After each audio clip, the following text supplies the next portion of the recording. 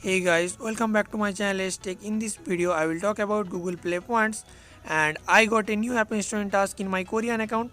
Here you can see total 50 points, all 5 application. Here you can see per application 10 points, okay, and I will get 50 points when I will install the application. So after watching this video, go to your Play points page and check you got this offer or not. And if you got this offer, please let me know in the comment section below, and also let me know how many applications you got this time, okay.